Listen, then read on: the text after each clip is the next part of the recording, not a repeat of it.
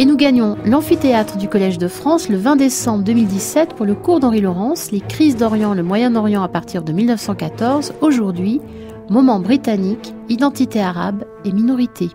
L'opposition idéologique qui avait pu exister en vision coloniale entre anglo-indiens et anglo-égyptiens s'est largement atténuée. Alors, ce qui compte, c'est que pour des raisons de coût d'administration, l'Angleterre décide de gouverner le Moyen-Orient à partir de quelques bases aériennes et de quelques troupes protégeant les bases aériennes. C'est le grand projet de Winston Churchill, ce qui équivaut à vouloir maintenir l'essentiel des intérêts britanniques par le biais de traités conclus avec les États locaux en formation, et le modèle est le traité anglo-irakien. Autrement dit, selon une formule qui sera adoptée par les historiens, le Moyen-Orient ne fait pas partie juridiquement de l'Empire britannique. C'est un empire par traité. Et dans ces traités, dans ces projets, vous avez un mot-clé qui résume toute la pensée britannique de l'entre-deux-guerres, la sécurité des voies impériales de communication. C'est-à-dire, évidemment, les voies maritimes, le canal de Suez, mais aussi les voies aériennes qui permettent d'aller en Inde, et aussi les nouvelles voies que sont les oléoducs qui vont être construits dans les années 30 pour amener le pétrole du Golfe vers d'Irak en tout cas, vers la Méditerranée. Et et ça c'est un changement essentiel de conception. L'Angleterre ne voit plus le Moyen-Orient en termes de territoire, elle le voit en termes de réseau. Le Moyen-Orient, c'est un ensemble de réseaux, et ces réseaux sont garantis par des traités qui garantissent la présence de militaires britanniques à un certain nombre d'endroits clés. Avec une exception majeure, évidemment, nous aurons l'occasion d'y revenir, la Palestine. Parce qu'on ne peut pas conclure un traité avec la Palestine, vu qu'on ne peut pas mettre un gouvernement local en Palestine. Alors, autre raison pourquoi le Moyen-Orient ne fait pas partie de l'Empire britannique, c'est que les mandats sont régis par le principe de la porte ouverte, c'est-à-dire le fait que toutes les puissances membres de la Société des Nations ont un libre accès à égalité au marché des pays du mandat. Donc il ne peut pas avoir de préférence impériale, de préférence douanière, même si évidemment, aussi bien dans les mandats français qu'anglais, on donne quand même une préférence pour les marchés publics aux entreprises soit françaises, soit britanniques. Mais commercialement, on ne peut pas faire de préférence.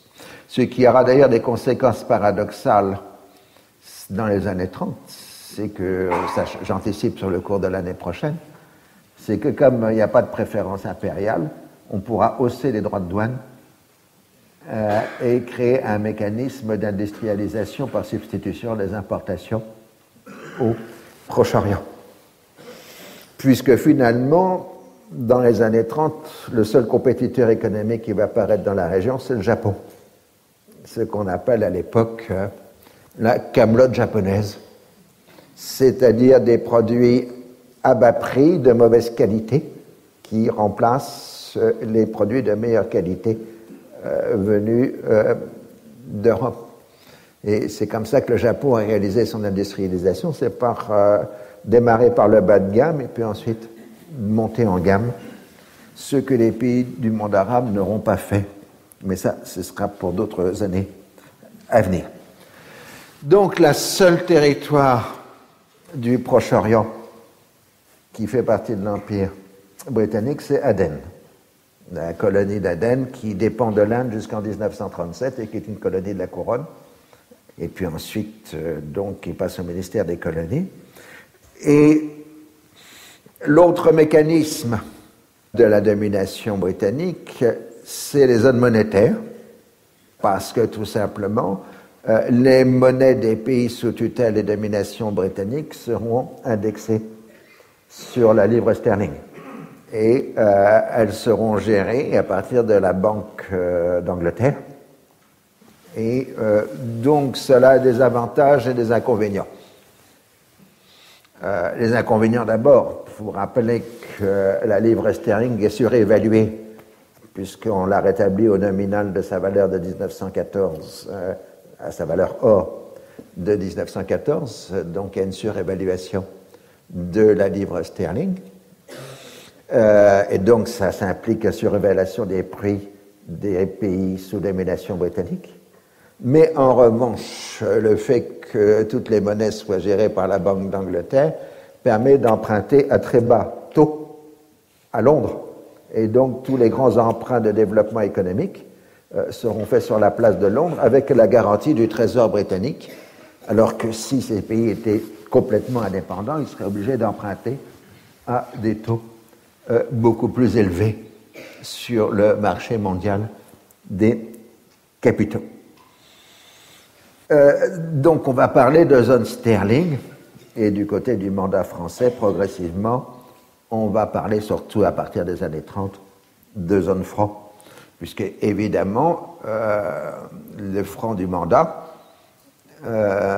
sera indexé sur le franc français qui, lui, je rappelle, sera stabilisé au 5e de sa valeur de 1914, c'est le fameux franc Poincaré de 1928. Donc ça donnera une très grande impopularité, à tort d'ailleurs, aux mandataires français, parce que les Syriens et les Libanais vont regretter le temps de la monnaie or ottomane de 1914, ce qui n'était pas sans une certaine hypocrisie, puisqu'en réalité, les dernières années du régime ottoman, durant la Première Guerre mondiale, avaient connu une extraordinaire inflation de monnaie papier, et que de toute façon, il n'y a plus de monnaie or en circulation dans le monde dans cette période. Alors, dans tous les pays sous-traités ou en instance d'être sous-traités, si j'ose dire, le représentant britannique, après séance sur les autres diplomates étrangers, il intervient constamment dans la vie politique et évidemment défend les intérêts économiques de son pays. Alors, cette réalité, elle va durer durant toute l'entre-deux-guerres, et il n'y a que les Britanniques à croire que cela suscite l'adhésion des élites locales. En réalité, les élites locales sont dans un processus de grignotage permanent des positions de la puissance hégémonique dans un jeu complexe de compromis et d'affrontements. Alors là, c'est le cadre général du moment britannique. Nous allons aborder une question essentielle, celle des identités. Une illusion commode serait de croire que les Français et les Britanniques auraient arbitrairement constitué des États sur les ruines de l'Empire ottoman et que pour des raisons assez mystérieuses, ces constructions arbitraires auraient survécu jusqu'à nos jours et seraient responsables des problèmes d'aujourd'hui.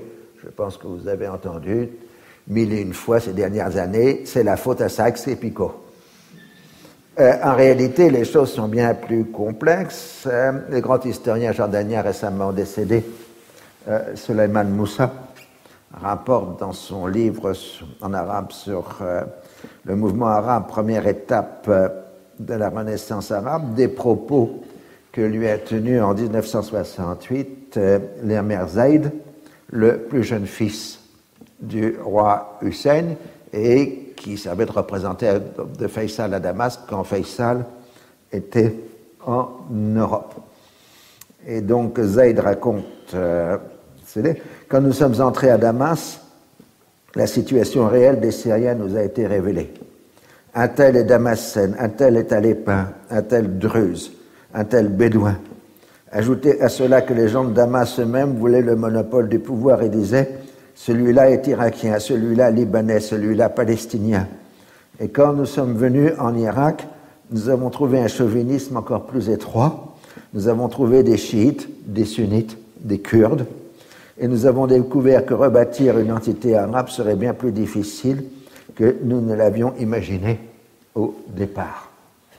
Donc là, bon, c'est vrai, Zaïd parle en 68, mais ça montre combien la réalité des identités était déjà forte et s'opposait dans ce début d'entre-deux-guerres. Et il faut avouer qu'en 1919-1920, le nationalisme arabe, en tant qu'idéologie mobilisatrice, est encore largement embryonnaire. Le régime ottoman était devenu impopulaire à cause des répressions des années de guerre et puis de la catastrophe économique, sociale de la guerre. Et le discours national arabe tel qu'il avait été développé par Faisal à Paris était d'abord un discours qu'on peut considérer comme construit comme compatible avec le nouveau discours des relations internationales tel qu'il avait été défini par le wilsonisme durant à la fin de la guerre. Et les hachémites pensaient certes en termes d'unité arabe, mais ils pensaient bien en termes d'une fédération d'États arabes au pluriel, chacun dirigé par un prince de la famille hachémite qui deviendrait au passage roi. Donc ça c'était plutôt la bonne formule pour les hachémites, c'était à la fois un projet unitaire, mais en réalité la reconnaissance des régionalismes. Dans la péninsule arabique, les hachémites se sont heurtés très tôt, enfin déjà avant 14, aux wahhabites, et donc déjà un simple projet unitaire arabe dans la péninsule arabique était condamné à l'avance. À l'extérieur de la péninsule, les princes hachémites apparaissaient comme des bédouins face aux sédentaires des grandes villes. Là encore, c'était une large illusion. Abdallah et Faisal avaient été formés à Istanbul dans les dernières années du règne d'Abdulhamid. C'était en réalité des Ottomans, même si c'était rebédounisé après 1908 dans le Hedjaz. D'où le fait d'ailleurs que des gens comme Faisal parlaient le français, puisque c'était la norme dans les élites ottomanes, mais pas l'anglais. Mais Abdallah connaissait l'arabe, le persan, etc. Ainsi de suite. Donc, ce qu'ils avaient fait, c'était de pouvoir reprendre en main le courant arabiste d'avant 1914 qui recrutait dans les branches cadettes des familles de notables et dans quelques représentants éduqués de la classe moyenne. Et face aux hachémites, les élites arabes étaient divisées. Les grands notables qui avaient été fidèles jusqu'à la fin du régime ottoman souhaitaient avant tout assurer leur pouvoir local. Ils avaient ainsi rejeté les nationalistes arabes comme des étrangers, c'est-à-dire comme n'ayant pas de base locale. D'où la méfiance qu'ils avaient eue à Damas contre Faisal et son entourage. Et Faisal n'avait pas réussi à les intégrer à son pouvoir, au contraire, il les avait tenus à l'écart. Du coup, le royaume arabe, en tout cas le gouvernement arabe de Damas, s'était largement appuyé sur des nationalistes arabes qui étaient étrangers à Damas. Ce qui explique les violences qui accompagnent la chute du gouvernement arabe au moment de Maïsaloun, que l'on a vu la dernière fois. Alors le clivage entre anciens ottomanistes et arabistes recoupe largement le clivage entre le discours du syrianisme et celui de l'arabisme. Le syrianisme était une idéologie d'élite urbaine qui revendiquait des millénaires d'histoire syrienne, et proprement syrienne, et qui rejetait l'arabisme comme une production de bédouins et donc des rustos, des barbares, pratiquement. Alors, ce syrianisme s'était largement accoquiné, on l'a vu, avec la politique française et continuait d'être assez influent dans l'entre-deux-guerres par le biais de leur revue francophone publiée à Paris, qui est absolument excellente et qui s'appelle La Correspondance d'Orient. L'intégralité de la Correspondance d'Orient est disponible sur le site Gallica de la Bibliothèque nationale. Donc, si vous avez la curiosité de voir cette revue, qui est très riche d'informations. Alors, Faisal et ses conseillers britanniques avaient parfaitement compris le danger de l'opposition entre syrianisme et arabisme. Dans ces différentes déclarations, il s'adresse à la nation arabe syrienne et utilise indifféremment nation arabe et nation syrienne, al-Umma al-Arabiya ou al-Umma al-Souriya. Dans les textes, il n'y a pas de différence de niveau à ce moment-là. Et finalement, le gouvernement arabe de Damas finit par revendiquer une Syrie intégrale comprenant la Palestine et le Liban. Dans les discours de l'époque, il y a une équivalence permanente entre Syriens et Arabes. Il n'y a pas de distinction qui se fera ultérieurement entre nations arabes et peuples arabes, entre Oumma et Charb. Ça se produira un peu plus tard, quand le nationalisme arabe commencera à développer son discours proprement technique. En Palestine, on a la même opposition entre les arabistes et les localistes. Les grands notables héritiers du régime ottoman sont prêts à collaborer avec les Britanniques si ces derniers s'opposent au sionisme, alors que les plus jeunes ont rejoint Faisal et ont été d'ailleurs parmi les plus radicaux du gouvernement arabe de Damas. Mais à Damas, face à l'hostilité des grands notables syriens, ces radicaux se sont eux-mêmes définis assez rapidement comme arabes palestiniens face aux arabes syriens de Damas. Alors, la question de l'identité palestinienne a été compliquée par la fameuse déclaration franco-britannique du 7 novembre 1918 qui promettait la liberté au peuple de Syrie. Donc les Palestiniens se sont découverts syriens pour obtenir l'application de la déclaration franco-britannique et donc ils ont été amenés à se définir comme étant appartenant à la Syrie du Sud. Mais c'était plus un argument politique contre le sionisme qu'autre chose, avec éventuellement, même c'est certain, une espérance que puisque les Français voulaient une Syrie intégrale, eh ben, si on reconnaissait la Palestine comme Syrie intégrale, la France viendrait en Palestine et chasserait les sionistes.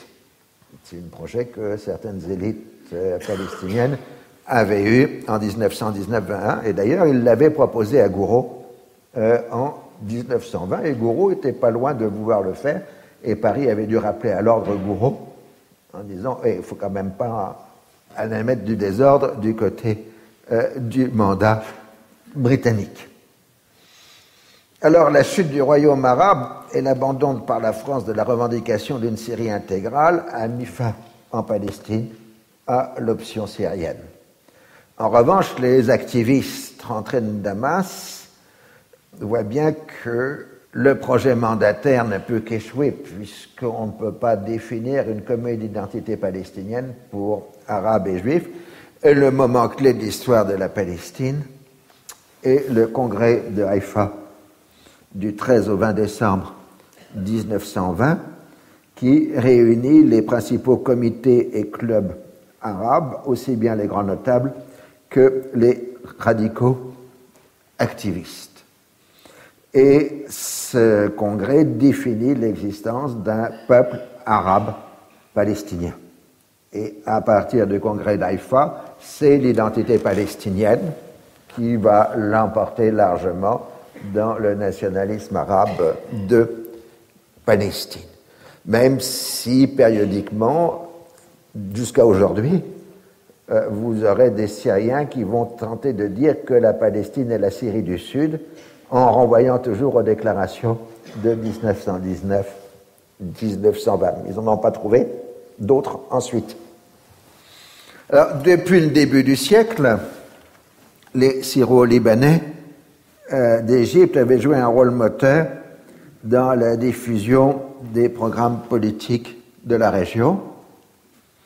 À la fin de 1918, un certain nombre d'entre eux s'étaient réunis pour former le parti de l'Union syrienne, Hizb al-Ittihad al-Souri, pour soutenir le gouvernement de Damas. Et, chose significative, après la chute du gouvernement de Damas, ils se sont organisés pour organiser un congrès syro-palestinien. Donc, vous voyez, en 21, on parle maintenant de syro-palestinien, l'identité palestinienne est bien marquée, qui se tient à Genève en juin 1921 et qui va former ensuite une organisation politique qu'on va appeler le Congrès syro-palestinien. Alors la personnalité essentielle du Congrès, c'est Shakib Arslan, un prince druze qui a été fidèle aux Ottomans jusqu'à la fin, ce qu'on lui reprochera toujours du côté libanais, puisqu'il a été un compagnon de Jamal Pacha. Alors, Arslan prétendra toujours qu'il était intervenu au mieux possible auprès de Jamal Pacha pour éviter les exécutions. Mais en tout cas, Arslan est maintenant un activiste de la nation arabe et va s'établir à Genève avec le comité syro-palestinien de Genève. Alors bon, c'est un très grand orateur, puisqu'il sera surnommé dans l'entre-deux-guerres le prince de l'éloquence, Amir al-Bayan, et en même temps un écrivain de langue française. Alors ce qui est essentiel pour l'histoire, bien qu'il ne nous concerne pas directement, c'est que le journal de Shakib Arslan, La Nation arabe, et de façon plus générale les activités du comité syro-palestinien de Genève vont avoir une influence essentielle sur le Maghreb, sur l'Afrique du Nord française, puisque c'est par le biais d'Arslan que le nationalisme arabe va prendre pied dans l'Afrique du Nord française dès le début de l'entre-deux-guerres. Donc évidemment, pour les Français, Arslan est l'ennemi numéro un, surtout qu'évidemment, durant la guerre, il avait été du côté des Allemands, des Ottomans, etc. Donc, malgré tout, le fait que le nom palestinien ait été utilisé dans le congrès syro-palestinien, les Palestiniens ont trouvé que ces nationalistes arabes étaient quand même pas très activistes sur le dossier palestinien, donc ils se sont retirés du comité, mais le comité a conservé l'étiquette palestinienne. Parce que le problème, c'est qu'il y a toujours cette tentation chez un certain nombre de nationalistes arabes syriens de jouer sur la puissance supposée du mouvement sioniste pour obtenir le soutien des sionistes contre les Français. Et donc, ils sont prêts à vendre la Palestine qu'ils ne possèdent pas aux sionistes contre le fait que les sionistes chasseraient les Français de Syrie, ce qu'ils ne peuvent pas. C'est deux escrocs face à face qui essayent de vendre une marchandise que ni l'un ni l'autre. Non, c'était déjà le cas en 1913, c'est aussi le cas au début de l'entre-deux-guerres. Alors, l'autre moment essentiel dans tout ça, c'est la scission du mouvement national arabe au début des années 1920 entre partisans et adversaires des Hachémites. Et donc, une partie des nationalistes deviendront farouchement anti-hachémites, bien que majoritairement les nationalistes arabes en exil soient encore pro-hachémites, ou en tout cas partisans de Faisal, puisque Faisal conserve toute son aura après Malik Saloun et quand il devient roi d'Irak. Alors, Damas avait donc vu la naissance d'une identité arabe syrienne, et puis Haïfa avait vu se dessiner une identité arabe palestinienne.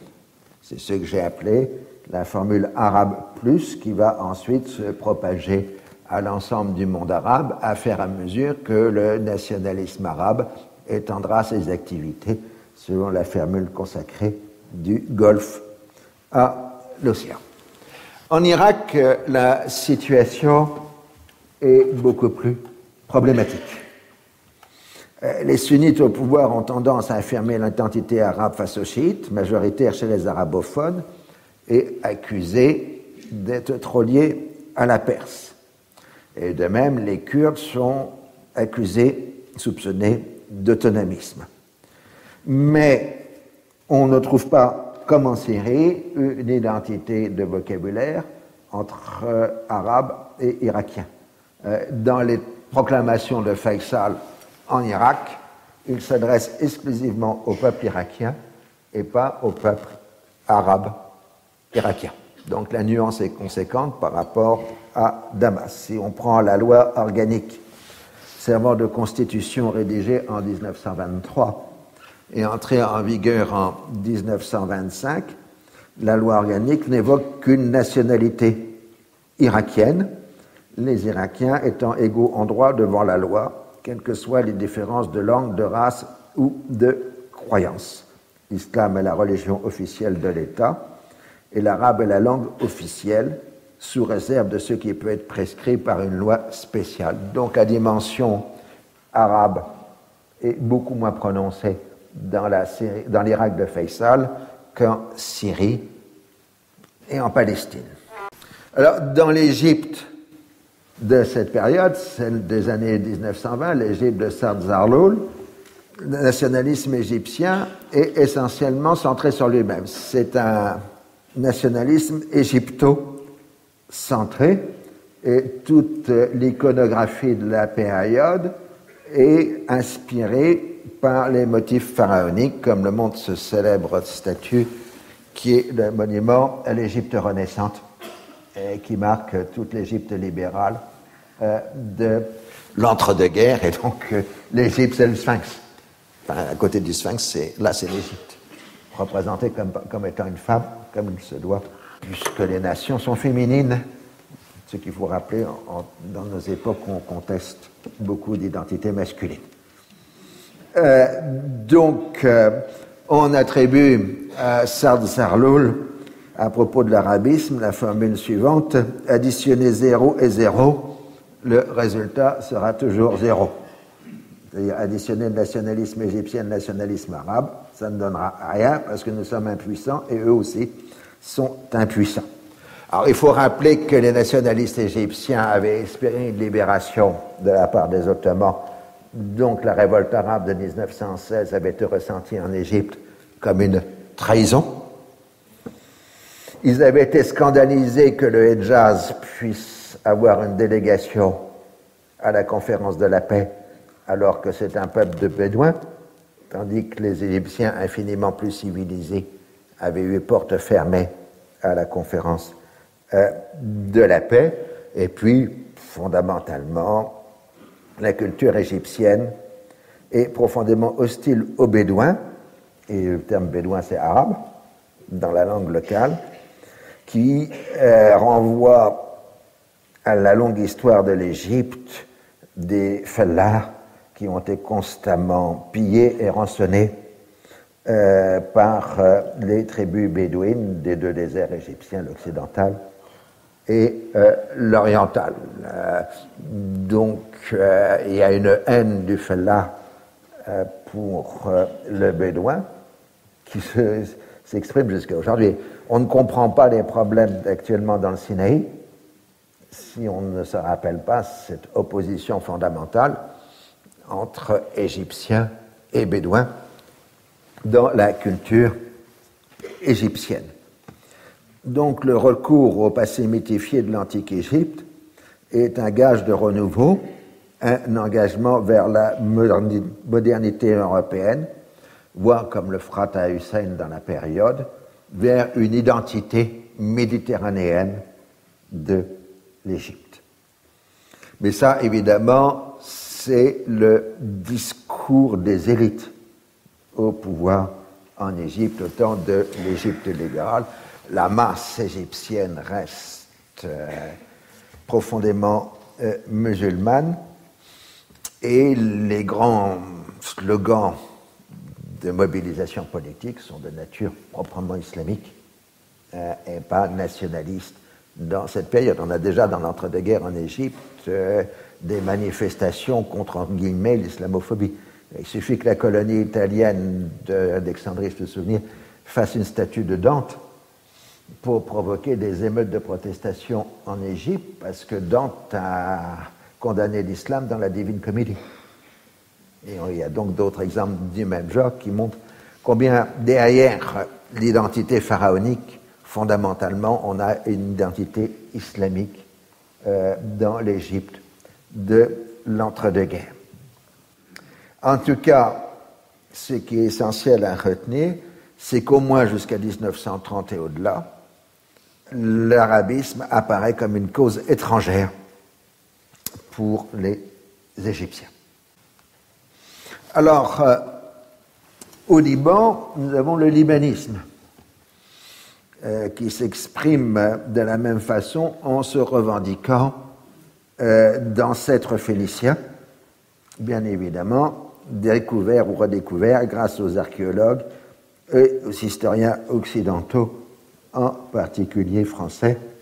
Nos ancêtres, les Phéniciens, c'est d'abord une production de Renan, avec sa mission en Phénicie, et puis ensuite de Victor Bérard, qui avait expliqué que Ulysse était phénicien au début du XXe siècle.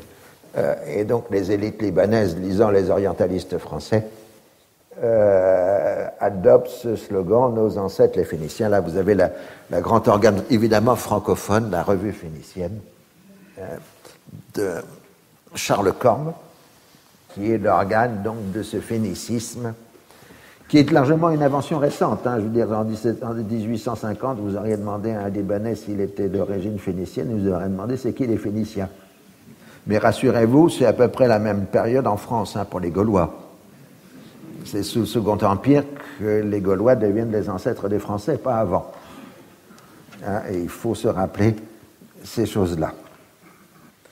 Alors, dans la péninsule arabique, l'identité arabe était essentiellement représentée par la conception traditionnelle de généalogie renvoyant aux ancêtres mythiques des Arabes, Qartan et Adnan, qui, selon certaines traditions, descendraient d'Ismaël, le fils d'Abraham.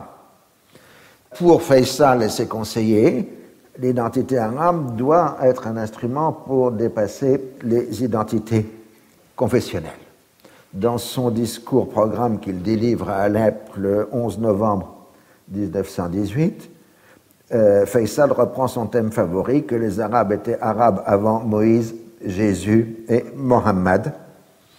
Et donc, la religion pour chacun, la patrie pour tous, qui est un des slogans de la période. Il est aussi bien à destination de l'opinion publique internationale qu'à celle des classes populaires.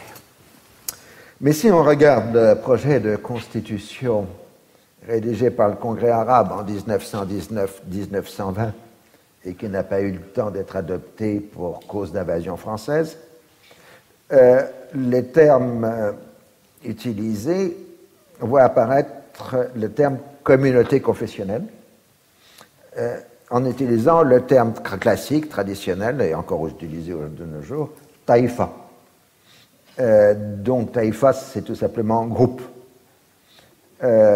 Ces groupes ne se voient reconnaître dans le cadre de ce qui peut être considéré comme une déclaration des droits, la liberté de croyance et de pratique religieuse, dans la mesure où elle ne trouble pas l'ordre public et n'offense pas les sentiments des autres religieux. Les juristes qui rédigent cette constitution syrienne sont des juristes évidemment formés à la française. Les tribunaux et les assemblées communautaires gérant le statut personnel et les biens communautaires seront définis par la loi. En ce sens, la Constitution est dans la continuité de l'édit d'émancipation de 1856, établissant le régime des millets. Mais il n'utilise pas millet, il utilise taïfa. Quant à la représentation politique, c'est ça qui est intéressant dans le projet de 1920, il est prévu que les minorités aqaliyates auront le quart des sièges du Sénat et des circonscriptions particulières pour les élections à la Chambre des députés au prorata des populations. Donc on a dans le texte de 1920 deux concepts différents, taïfa, le concept traditionnel, et un nouveau-né qui est aqaliya, minorité. Taïfa renvoie manifestement aux non-musulmans, puisque c'était l'usage traditionnel à l'époque ottomane. Tandis que aqaliyat peut aussi bien porter sur les groupes religieux que ceux qui ont un mode de vie particulier, les Bédouins, les tribus bédouines, voire éventuellement les Kurdes. En fait, l'usage du terme minorité semble être un transfert de préoccupation créé par l'effondrement des empires en Europe. Les traités de Versailles, en ce qui concerne la Pologne, de Saint-Germain-en-Laye pour l'Autriche, de Trianon pour la Hongrie, de Neuilly-sur-Seine pour la Bulgarie, en restructurant les frontières, oui, tous la région parisienne, hein, c'était la dernière gloire de la diplomatie française, en restructurant les frontières de l'Europe centrale et orientale, au nom des droits des peuples à disposer d'eux-mêmes, mitigés par le principe de préservation de la viabilité des États, ont ainsi multiplié les minorités, soit nationales et religieuses, soit religieuses, dans le cas des Juifs, mais pour certains, des Juifs forment une nation et pas une minorité. C'est à ce moment-là, donc, à partir de 1919, que le terme minorité entre dans la langue des relations internationales. Certes, il n'était pas ignoré, en particulier dans les affaires balkaniques. On n'ignorait pas qu'il existait des groupes ethnico-religieux dans les affaires balkaniques, et que la Macédoine des peuples était devenue un cauchemar diplomatique en même temps qu'une recette de cuisine. Mais si on parle de transfert de population dans les traités de 19e siècle, ainsi que dans les traités de 1913-1914, on ne parle pas de minorité. À l'époque ottomane, les puissances appelaient à des réformes pour protéger les populations, aussi bien dans les Balkans qu'en Anatolie pour les Arméniens, mais le terme minorité n'était pas utilisé. Les traités de 1913, donc Londres et Bucarest, ne comprennent que des clauses territoriales et n'évoquent pas le sort des populations soumises à un pouvoir qui leur sont étrangers. Il faut revenir au traité de Berlin de 1878 pour voir que la question n'était évoquée qu'en termes larges, sans aucune spécification de groupe. Je cite. La distinction des croyances religieuses et des confessions ne pourrait être opposée à personne comme un motif d'exclusion ou d'incapacité en ce qui concerne la jouissance des droits civils et politiques, l'admission aux emplois publics, fonctions et honneurs, ou l'exercice des différentes professions et industries dans quelque localité que ce soit. La liberté et la pratique extérieure de tous les cultes sont assurées à tous les ressortissants de X, puisque la formule se répète pour chaque pays, aussi bien qu'aux étrangers, et aucune entrave ne pourrait être apportée, soit à l'organisation hiérarchique des différentes communions, soit à leur rapport avec leur chef spirituel. Donc, si vous réfléchissez bien, la clause des traités de Berlin renvoie à la liberté des individus, mais non pas des groupes. C'est pour ça que le terme minorité n'est pas utilisé. Les traités de 1919-1920 reprennent ces indications, mais en précisant l'existence de minorités ethniques de religion ou de langue, avec des adaptations pour des cas spécifiques, qui comprend donc l'affirmation de droits, les uns affirmant l'égalité avec les autres citoyens en ce qui concerne la non-discrimination, l'accès aux emplois publics et à l'ensemble des professions, la possibilité d'établir des institutions charitables, religieuses ou sociales comme les écoles. L'usage d'une langue quelconque devait être libre dans les relations privées ou le commerce. La liberté d'expression est ainsi garantie. Spécifiquement les langues minoritaires sont permises devant les tribunaux, l'instruction dans les langues minoritaires est garantie et une part équitable des subventions publiques est assurée. Les traités mettent donc en avant les droits des collectivités minoritaires, pensés comme allogènes par rapport aux groupes majoritaires, même si ces groupes maintenant définis comme allogènes peuvent être aussi anciennement présentes que le groupe majoritaire.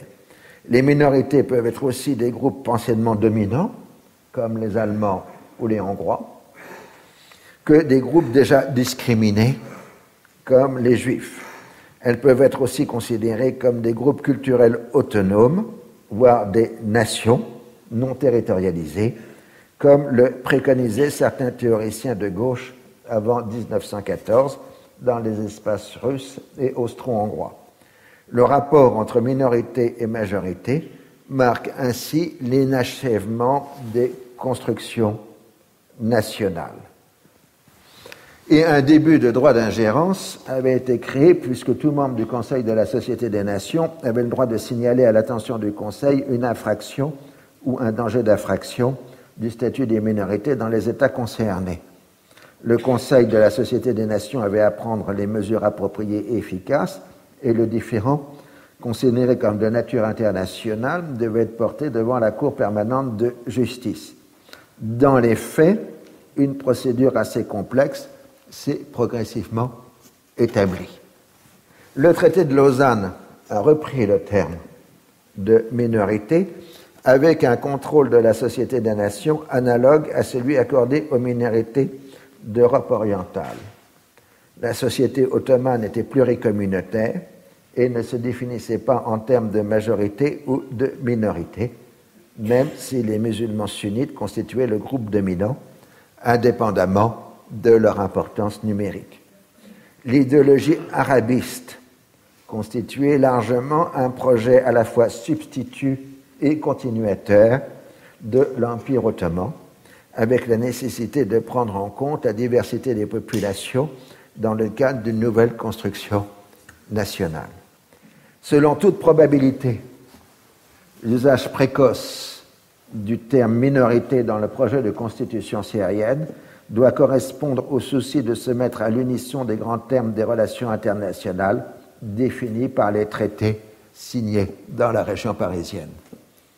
Comme cela se reproduira souvent dans la suite de l'histoire, les slogans unificateurs de l'ensemble des composantes de la société laisseront place, quand l'adversité se manifestera, ici après le passage de la commission King-Crane, à une tonalité plus islamique de mobilisation populaire, et la menace d'une intervention militaire française suscitera un appel au djihad, qui dans le cas précis est bien un djihad défensif. Donc vous voyez, et ça c'est un point absolument essentiel, la notion de minorité et le corpus juridique qui entoure les minorités a été une création des traités de la fin de la Première Guerre mondiale, qui prenaient acte des nouvelles réalités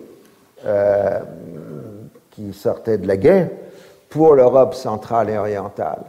Et un des grands moments, enfin des grands faits essentiels de l'entre-deux-guerres, ça va être le transfert de cette notion de minorité appliquée à l'Europe centrale et orientale au Proche-Orient.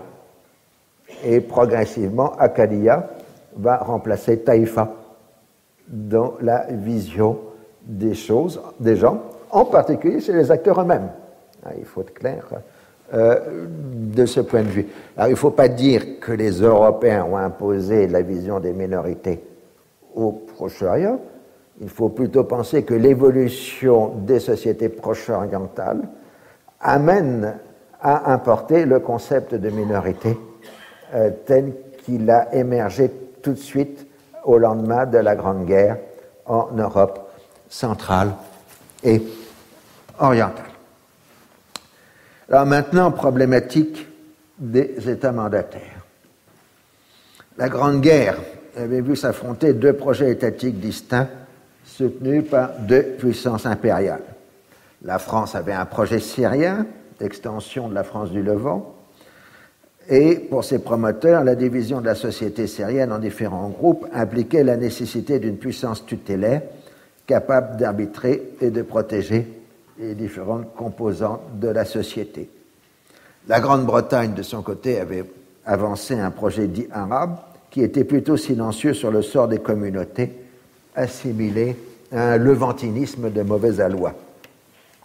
La première préoccupation britannique était de mettre fin au protectorat religieux de la France sur les catholiques, la révolution russe ayant supprimé de facto la protection russe sur les orthodoxes. À San Remo, les Britanniques avaient exigé la suppression de ce protectorat concernant la Palestine et les Italiens les avaient soutenus dans ce sens. Lord George avait marqué ainsi l'enjeu à San Remo.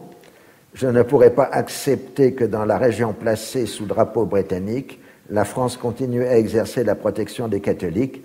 Cela aboutirait à l'établissement d'une double nationalité et nuirait certainement à la bonne conduite des affaires du pays.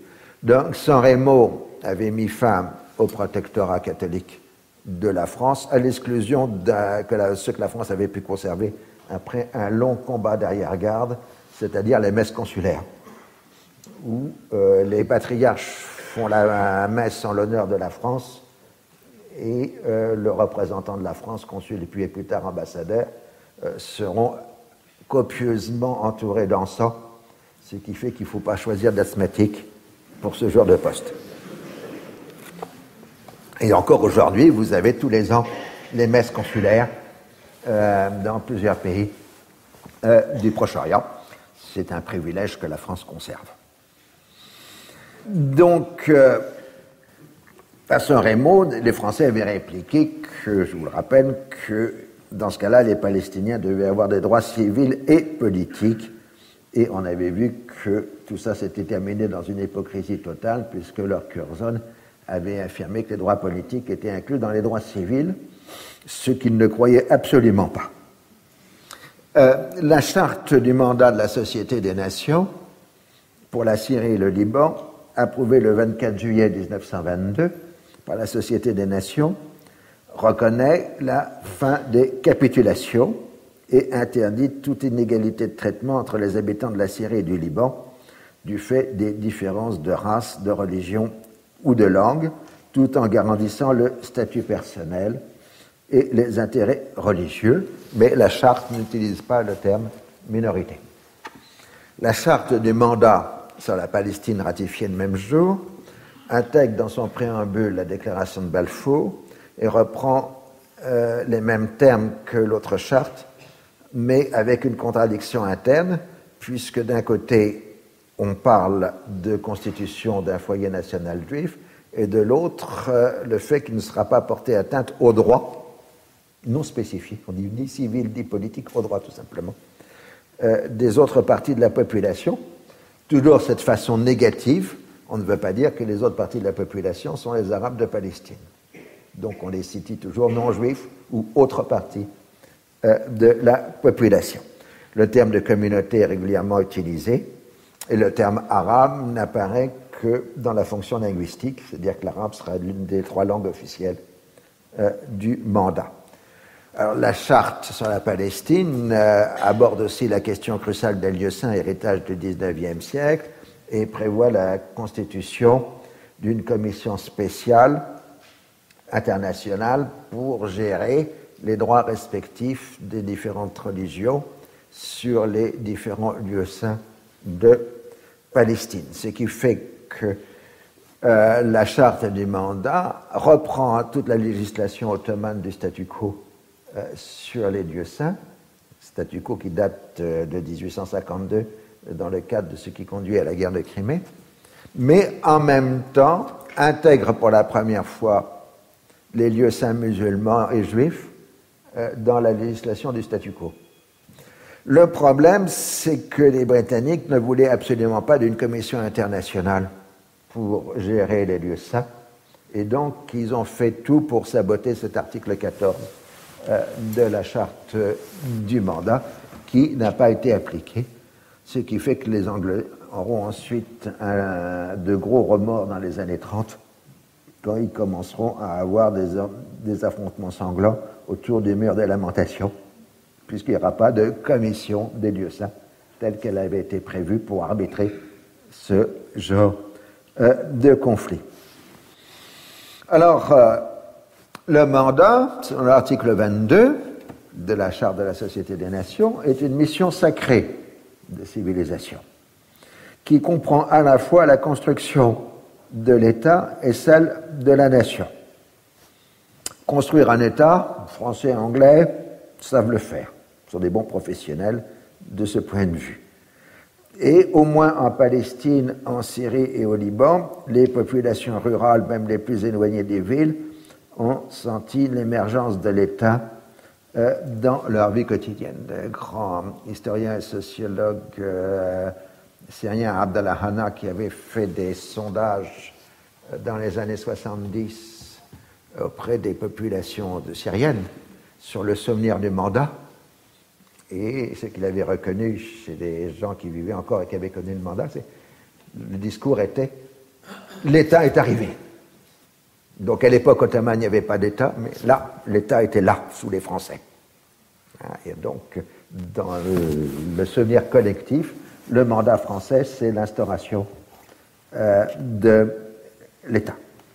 Alors évidemment, cet État a mis du temps à se constituer géographiquement, puisque la Jésirée syrienne, au contact de la Turquie et de l'Irak, a mis du temps à être pacifiée selon le vocabulaire colonial, et sera sous administration militaire pendant tout le reste du mandat. D'autant plus que la population de la Jésirée est en pleine mutation dans cette période. Bon, il y a déjà des Kurdes, des Bédouins et des chrétiens en Jésirée, mais vous avez l'arrivée dans les années 20 de Kurdes de Turquie, fuyant la répression kémaliste, et un peu plus tard, une arrivée massive d'Assyro-Chaldéens fuyant l'Irak. Alors, ceci aura des importances jusqu'à aujourd'hui, puisque vous savez bien que c'est cette Jésirée syrienne qui est l'espace de prédilection de feu l'État islamique, si je puis dire. Alors, les puissances mandataires avaient aussi entrepris un travail considérable de cadastration des mandats, de telle façon à créer un marché foncier permanent. Parce qu'une grande partie de l'agriculture traditionnelle du Levant était encore en gestion collective des villages. Donc la cadastration met fin à l'exploitation collective des terroirs et crée un marché foncier, donc permet de faire des hypothèques, etc. Donc cette cadastration entreprise par les puissances mandataires est une véritable réforme agraire, sans le dire. Mais elle sera loin d'être terminée à la fin des mandats. Et ensuite, les États ont plutôt été lents pour poursuivre la cadastration enclenchée par les Français et par les Anglais, ce qui posera beaucoup de problèmes, en particulier en Palestine, dans les questions foncières.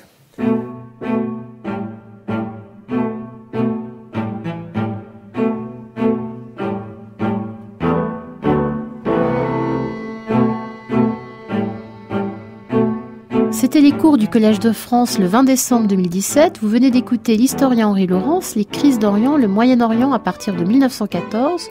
Aujourd'hui, moment britannique, identité arabe et minorité.